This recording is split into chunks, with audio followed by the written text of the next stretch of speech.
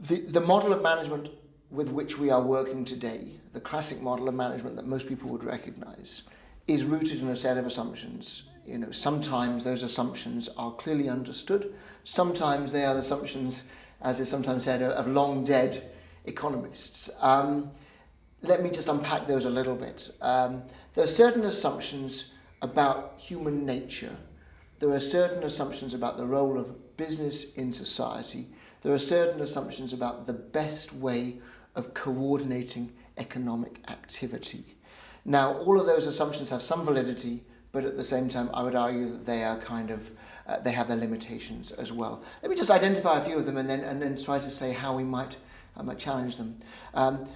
We start around assumptions about human nature, about the reasons people come to work. And there's a famous, now dead economist, psychologist called Douglas McGregor. He identified two theories of human nature, theory X and theory Y. Theory X said basically people come to work because they have to, because they've got to put bread on the table. This is an assumption which basically then assumes that people will do the bare minimum and they have to be coerced into working harder. The alternative assumption, and there's a whole school of psychology now called positive psychology, which builds on this, which says actually most of us are intrinsically motivated to do interesting and important things. The job of the manager and of the organization that surrounds people is to get the most out of people. And if we believe that people actually care about the work that they're doing, all we have to do is release that energy in the first place. And there's a sort of self-fulfilling prophecy element in that if you as a manager believe that your people are trying to do a good job, then the things that you do in terms of coaching them, in terms of supporting them, will likely bring out the best out of them, rather than squeezing them down into a little box. So that's one set of assumptions. And then on the other side, there's a set of assumptions that come from the world of economics, if you like, which is a set of assumptions about the role of business in its society. And as we know, different countries have different views on this, but the Anglo-American model that I'm most familiar with essentially says that companies are best run as limited liability entities. That is to say, they are as a joint stock system of control whereby independent stockholders essentially own the company. They own certainly the free cash flows that come from the company, and the manager's job essentially is to manage that company for the benefit of those shareholders, for the benefit of any sort of returns that they want to accrue.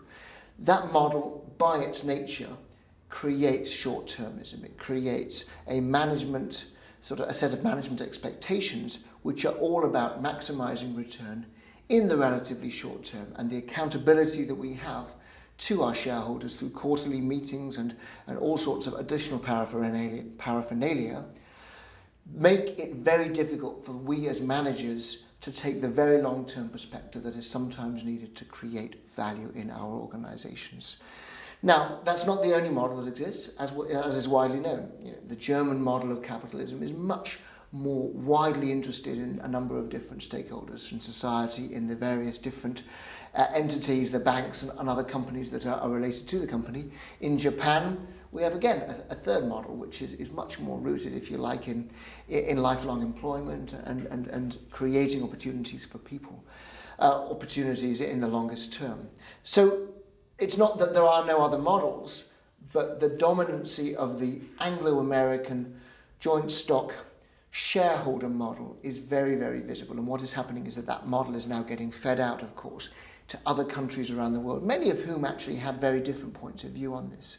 There are alternatives, the whole private equity movement, the whole family ownership movement, cooperatives. I mean, these other models exist, and they are challenging to some degree the economic model that is based around a shareholder approach to capitalism.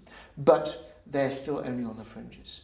So what we have is a dominant management model which is supported by a set of assumptions around human nature on the one hand and around sort of the economic logic of the firm on the other, which makes it very, very difficult to change our management model. Now, we can make changes on the margin, we can make changes within that frame, but arguably the long-term sustainable changes have to come from essentially acknowledging and admitting that there are problems or limitations to the wider set of institutions within which management is working.